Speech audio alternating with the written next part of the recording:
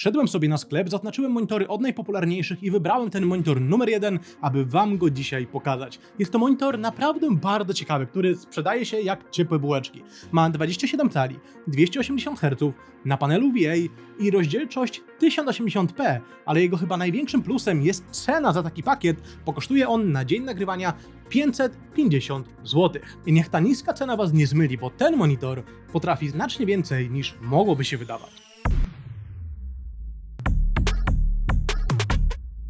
A musimy zacząć od jednej bardzo ważnej rzeczy, czyli upewnienia się, że ten monitor działa na jego natywnym odświeżaniu. Ponieważ w moim przypadku, nawet na DisplayPorcie, to jest bardzo rzadkie, monitor włączył się tak po prostu w 60 Hz, więc ręcznie trzeba było ustawić poprawną wartość. Kiedy mamy to gotowe, to przejdźmy wreszcie do wszystkich następnych testów. Na początek podstawa i porty. Jeśli chodzi o porty, to dostajemy całkowicie podstawowy zestaw. Zaś jeśli chodzi o podstawę, to mogę powiedzieć dosłownie to samo, ponieważ podstawa pozwala nam tylko i wyłącznie na pochylenie monitora, a jeśli chcemy cokolwiek więcej, to musimy wykorzystać montaż VESA, który na szczęście tutaj jest. Więc przejdźmy wreszcie do panelu, który tutaj jest zdecydowanie najważniejszy. Kiedy popatrzymy na rozkład spektralny tego monitora, to od razu zauważymy, że jest to monitor na podświetleniu PFS i który to prawdopodobnie może mieć kropki kwantowe dla koloru zielonego. A to oznacza, i bardzo ładnie widzimy to też na pomiarach, że monitor ten fabrycznie pokazuje nam swój bardzo duży, szeroki gamut. Monitor ten nie tyle pokrywa standard sRGB, a znacznie z niego wychodzi i pokrywa około 93% standardu DCI-P3, czyli standardu znacznie większego.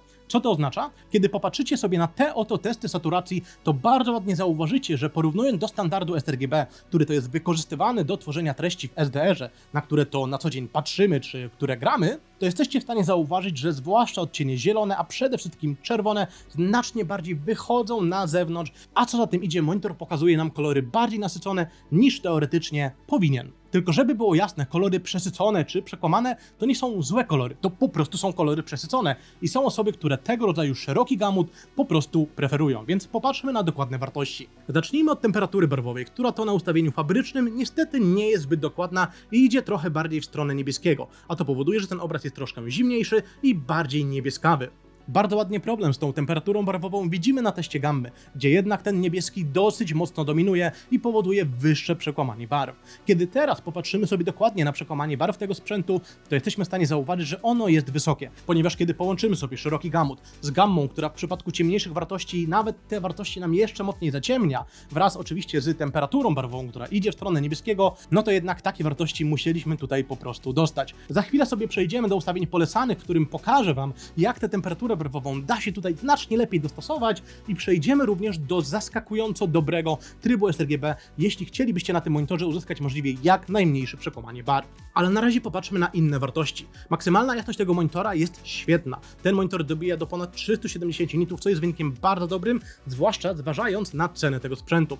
Zaś jeśli chodzi o minimalną jasność, to ta również jest bardzo dobra, ponieważ ten zakres jasności jest tutaj świetny. Ten monitor zarówno nada się do jaśniejszego pomieszczenia, jak i zarówno nada się dla osób, które uwielbiają z monitora korzystać wieczorem czy w nocy i często używają tej 0% jasności. Następny bardzo ważny temat, skoro o jasności mówimy, to kontrast, a ten zmierzony na ustawieniu fabrycznym wynosi tutaj okolice 4000 do 1, co jest wynikiem świetnym, odrobinkę powyżej standardu nawet dla paneli VA. A to oznacza, że ta czerń jest przyjemniejsza, ciemniejsza, bardziej czarna. Zauważalnie lepsza niż na panelach IPS-owych, ale oczywiście nie ma sensu tego nawet porównywać do znacznie droższych paneli OLED-owych. Następny bardzo ważny temat, propos tej ciemności i kontrastu, to miażdżenie czerni. I na szczęście ten monitor z tym nie ma problemu. Owszem, jak widzieliśmy gammę, jednak ten monitor pokazuje nam te ciemne wartości jeszcze ciemniejsze niż powinny być, ale w testach wyszło jasno, że bez żadnego problemu ten monitor jest w stanie pokazać nam barwy od 1 do 5, czyli te takie barwy typowo najciemniejsze i pokazuje je w sposób poprawny. Tak więc jeśli w skrócie miałbym podsumować obraz i kolory na tym sprzęcie fabrycznie, to co bym powiedział? Świetny zakres jasności, bardzo wysoka jasność maksymalna, bardzo dobry kontrast, ale mamy tutaj problem z przekłamaniem barw, który bierze się z niebieskawej, zimnawej temperatury barwowej, która to ma wpływ na wszystkie kolory na tym sprzęcie i do tego wszystkiego musimy też dołożyć szeroki gamut, który powoduje wyższe nasycenie, bardziej żywe kolory i to jak najbardziej może wam się podobać, ale powoduje też zauważalnie wyższe przekłamanie.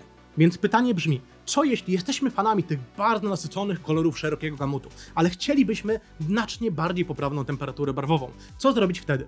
Okazało się, że na moim egzemplarzu jest to zaskakująco łatwe. Jedyne co wystarczyło zrobić, to wykorzystać temperaturę barwową użytkownika i odjąć tam 2 punkty zielonego oraz 7 punktów niebieskiego.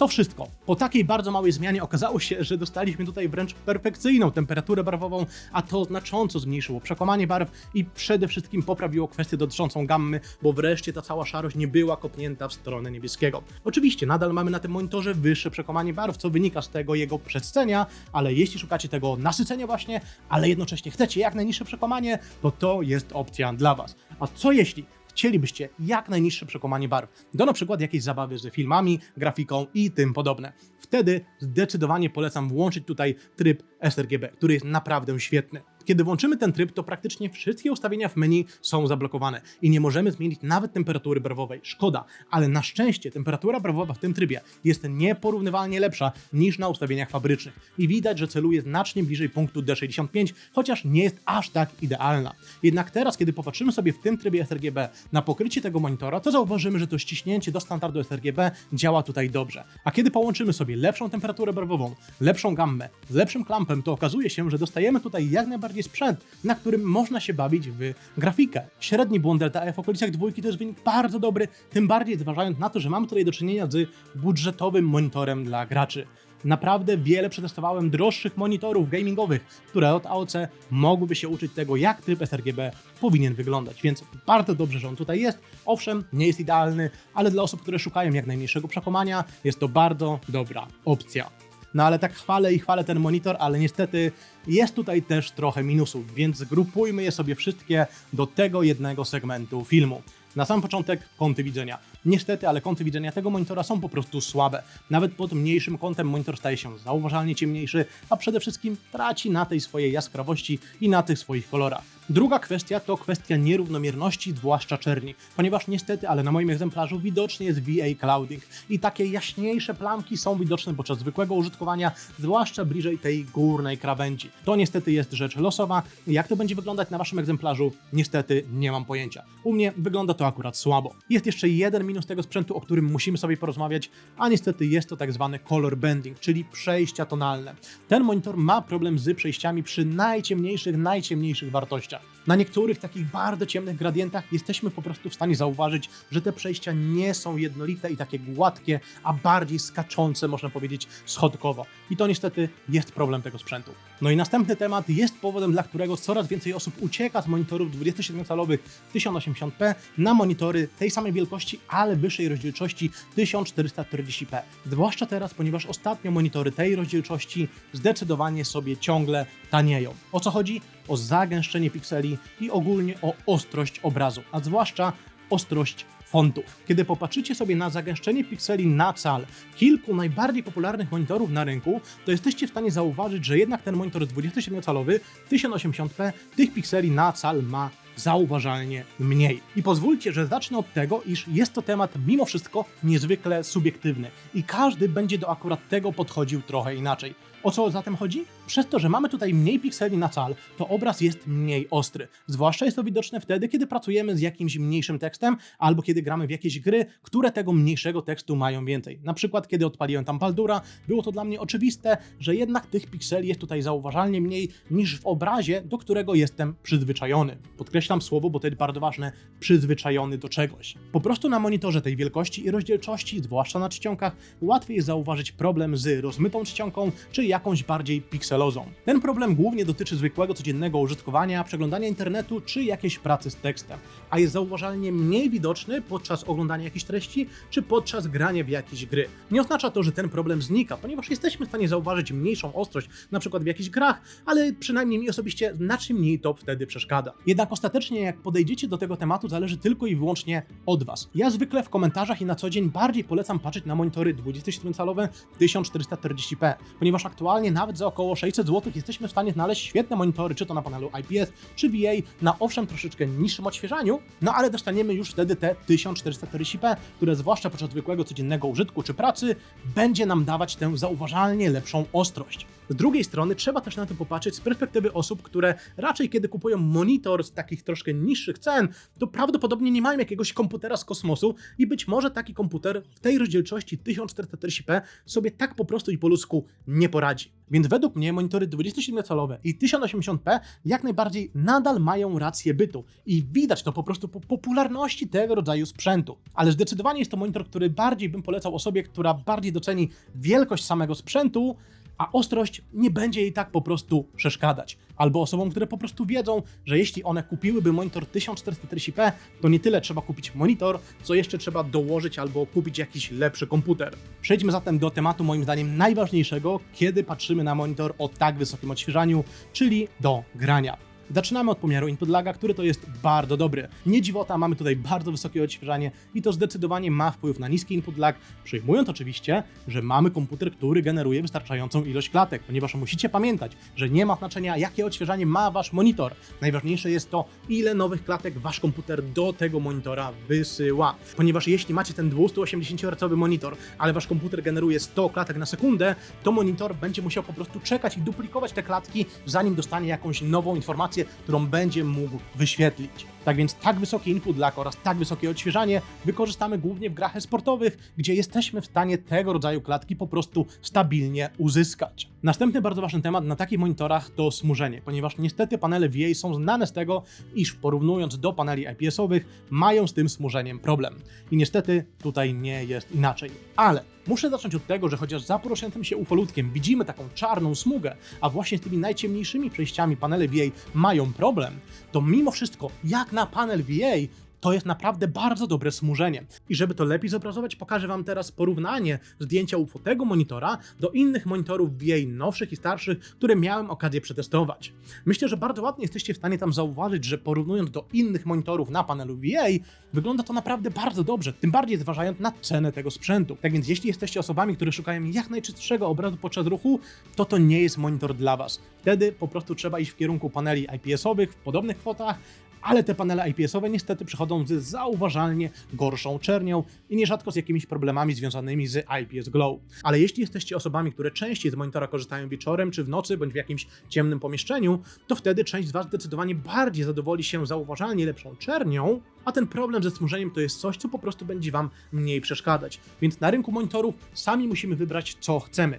Jak najlepsze smużenie, jak najczystszy obraz podczas ruchu, idziemy w kierunku IPS-a, ale dostajemy słabą czerń. Ale jeśli chcemy jak najlepszą czerń, to idziemy w kierunku paneli VA, ale wtedy dostajemy niestety zauważalnie gorsze przejścia, zwłaszcza ciemnych barw. Następny bardzo ważny temat to synchronizacja pokroju G-Synca czy FreeSynca. Ja mam kartę od Nvidia, więc testuję G-Synca. I ku mojemu zaskoczeniu ten G-Sync u mnie wyglądał zaskakująco dobrze.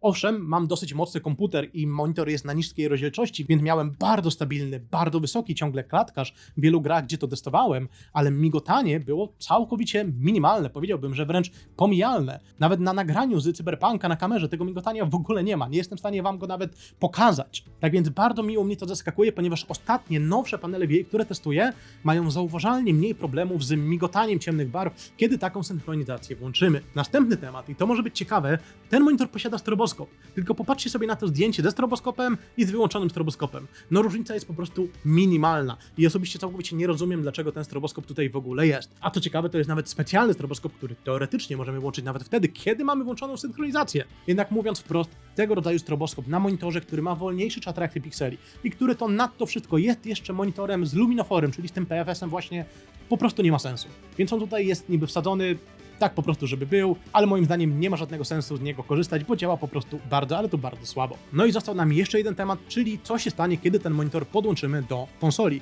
I tutaj ciekawostka. Po pierwsze, monitor włączy się w trybie HDR. Ja osobiście polecam ten tryb HDR tutaj wyłączyć. Pamiętajcie proszę, że tego rodzaju monitory z HDR nie mają praktycznie nic wspólnego, a tutaj dodatkowo ten monitor fabrycznie zaakceptował sygnał 4K 60 Hz, bo może to zrobić jakby od konsoli, ale przez to, że jeszcze się włączył w trybie HDR, to miał jeszcze problem z chroma subsamplingiem i taka chuda, lekka czcionka wyglądała na tym monitorze jeszcze gorzej niż normalnie. Na szczęście, kiedy wyłączymy tryb HDR, to wtedy wygląda to zauważalnie lepiej. Tak więc monitor może zaakceptować sygnał 4K 60 Hz albo 1080p 120 Hz, jeśli jakieś gry wspierają wyższe odświeżanie. Tak więc tradycyjnie, jak to na końcu, trzeba sobie zadać jedno ważne pytanie.